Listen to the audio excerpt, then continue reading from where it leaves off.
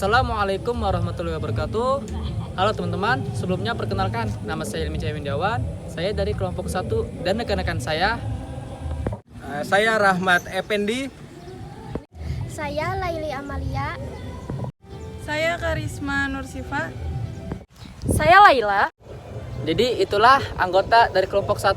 Dan pada video kali ini, di sini kami semua akan membahas materi terkait tentang dokumen kependudukan. Pertama, apa sih pengertian dari dokumen kependudukan itu?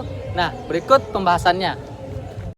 Jadi, pengertian dokumen kependudukan berdasarkan Peraturan Pemerintah Nomor 40 Tahun 2019 tentang pelaksanaan Undang-Undang Nomor 23 Tahun 2006 tentang administrasi kependudukan yang telah diubah dengan Undang-Undang Nomor 24 Tahun 2013.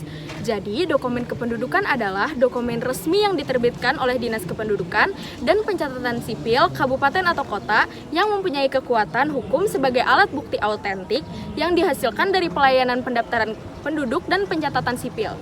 Nah, itu pengertian dari dokumen kependudukan. Adapun yang termasuk dalam dokumen kependudukan. Nah, diantaranya itu meliputi Yang pertama, biodata penduduk. Biodata penduduk paling sedikit memuat keterangan tentang nama, tempat, dan tanggal lahir, alamat, dan jati diri lainnya secara lengkap, serta perubahan data sehubungan dengan peristiwa penting dan peristiwa kependudukan yang dialami, diterbit, dan ditandatangani oleh kepala instansi pelaksana. Yang kedua, kartu keluarga memuat keterangan mengenai kolom nomor KK, nama lengkap kepala keluarga dan anggota keluarga, nik, jenis kelamin, alamat, tempat lahir, tanggal lahir, agama, pendidikan, pekerjaan, status perkawinan, status hubungan dalam keluarga, kewarganegaraan, dokumen imigrasi, nama orang tua. Dan yang ketiga, kartu tanda penduduk elektronik dan kartu identitas anak. Yaitu yang keempat, surat keterangan kependudukan meliputi surat keterangan pindah, surat keterangan pindah datang, surat keterangan pindah ke luar negeri, surat keterangan datang dari luar negeri, surat keterangan tempat tinggal, surat keterangan kelahiran, surat keterangan lahir mati, surat keterangan pembatalan perkawinan, surat keterangan pembatalan perceraian, surat keterangan kematian, surat keterangan pengangkatan anak, surat keterangan pelepasan kewarganegaraan Indonesia, surat keterangan pengganti tanda identitas, dan surat keterangan pencatatan sipil. Yang kelima yaitu akta pencatatan sipil meliputi akta kelahiran, akta kematian, akta perkawinan, akta perceraian, akta pengakuan anak, dan akta pengesahan anak.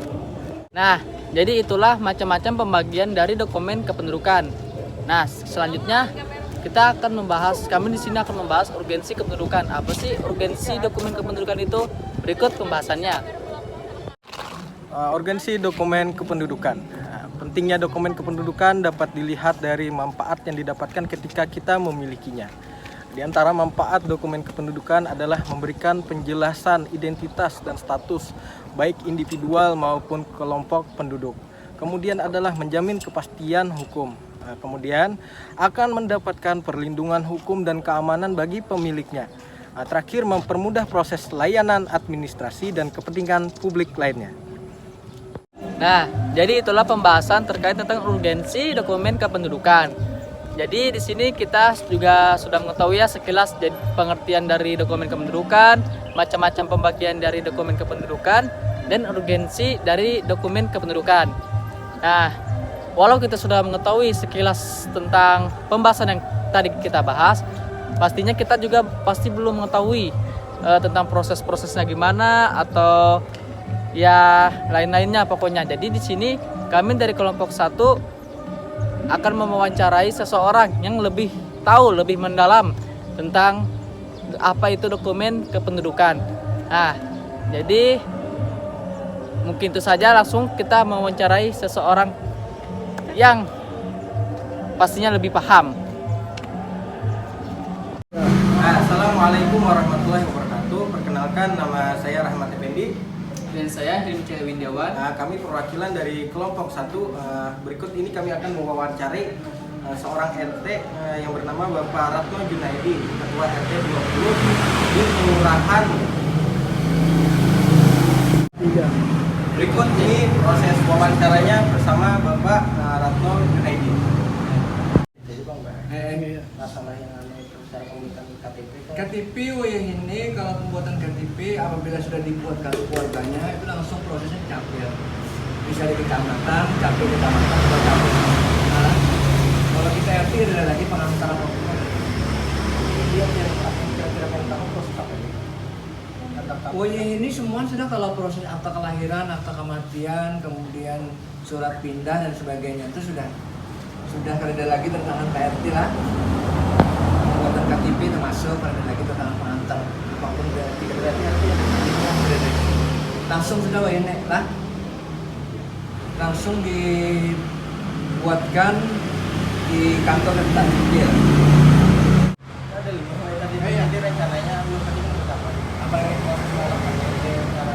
ya proses mula KTP itu yang bersangkutan kan kalau ada 2 KTP itu kan misalnya kalau orang itu umurnya baru 17 tahun, mereka akan menginput data, membawa kartu keluarga, dibawa ke kantor kecamatan, perwakilan capil di kantor kecamatan ada, atau langsung ke kantor capil tanpa ada pengantar RT. Yang penting ada kartu keluarganya beralamat di lingkungan sini gitu kan. Berarti langsung Pak? Langsung. Langsung. Kalau itu inputnya kurang umur 17 tahun. Kalau perpanjangan atau pergantian dan sebagainya, istilah perpanjangan lagi Bang lah, ada seumur hidup kan, penggantian, hilang, mau rusak atau apalah gitu hilang. Nah itu langsung juga ke kantor perwakilan capil di kecamatan atau langsung ke kantor capilnya. Jadi kada ada lagi pengantar RT itu lah, karena sudah terinput di kartu keluarga ya. Berarti langsung ke kantornya Pak ya? Langsung aja, langsung ke petugas sana lah. Kira-kira berapa lama tuh Pak waktu proses pembuatan? Tergantung anunya belangkonya lah. Kalau belangkonya itu ada biasanya Cepat ya? cepat aja gitu, bisa sehari gitu selesai. Tapi kalau belangkonya kada ada yang menunggu lah. Menunggu. Tapi biasanya ya tergantung mesin di sananya lah. Apa lagi nih? Oh iya, misalnya nih Pak, misalnya Ulun dari Kalimantan Timur, tinggal di Kalimantan Selatan nih. Ya. Nah, itu Pak, misalnya umur 17 tahun saya di Kalimantan Selatan tuh mau KTP-nya itu harus dikartu gitu Pak, atau bisa dikasih gitu? Kependudukan itu istilahnya catatan kependudukan. Jadi catatan kependudukan itu di mana dia tercatat gitu. Jadi catatan kependudukan itu di mana mereka tercatat. Misalnya kalau orang Kaltim merantau ke sini berarti kan selama ini kadang membawa surat pindahnya tercatat di sana atau membawa surat pindah ya, mencabut berkas di orang bukan. Nah, makanya KTP-nya kartu keluarganya masih terdaftar di sana. Jadi kalau dia ingin memperpanjang KTP, ingin membuat KTP itu harus ke Kaltim. Ya mungkin di sana tempat orang tuanya lah. Nah, tapi kalau dia sudah berdiam di sini, dia punya KTP Kaltim, tapi dia kadang mau pindah.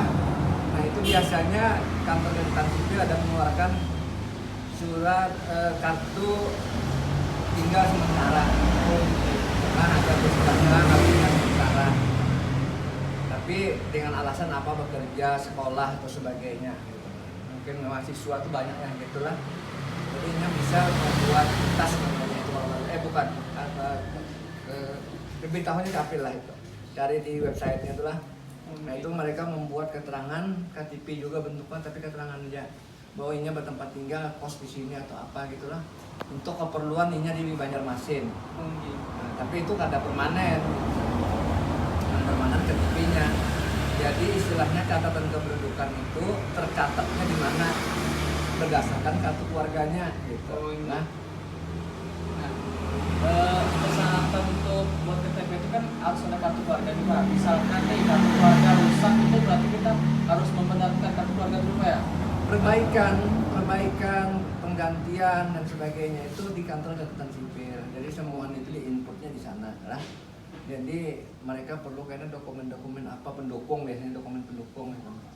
Jadi kalau misalnya ada perubahan data itu di kantor catatan sipil. Lah, jadi misalnya belum kawin jadi kawin, pekerjaan misalnya belum bekerja jadi apa gitulah, pelajar atau apa. Kemudian yang berubah-ubah itu kan sering kan artinya pekerjaan, nama tidak pernah berubah ya jarangnya. Nah, alamat lah, status yang sering berubah, status kawin ya. Berarti kalau sudah data itu sudah diinput di sana, berarti kalau misalnya KTP hilang, jadi langsung Harus kembali ke daerah asal untuk membuat, kecuali yang membuat surat pindah. Kalau KTP hilang kan keterangan polisi kan. Ya. Jadi catatan kependudukan itu di mana dia tercatat berdasarkan kartu keluarganya. Nah, misalnya kalau dia masih belum kawin, umpat sama orang tuanya, berarti di mana orang tuanya tinggal di situ. Nah, oh iya Pak. nah, kalau dia ingin mencabut berkasnya, memisahkan misalnya karena di Banjarmasin sudah begawi atau apa, itu membuat surat pindah dari kampungnya pindah ke kota Banjarmasin misalnya. Lah, boleh aja itu gratis lah. Maksudnya dari capil itu gratis. Ada lagi ding? Ada lagi ya? Ya.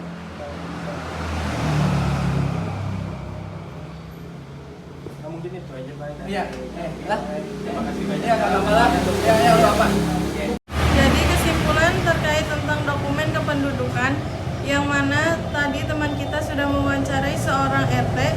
Jadi kesimpulan proses pembuatan KTP pastinya kita harus cukup umur agar bisa membuat KTP yang mana umur kita sudah berusia 17 tahun. Setelah itu kita siapkan berkas-berkasnya seperti kartu keluarga dan akta kelahiran. Nah, seperti yang sudah dijelaskan oleh Bapak Retno Junaidi bahwa sekarang kita membuat KTP tidak perlu lagi ke RT.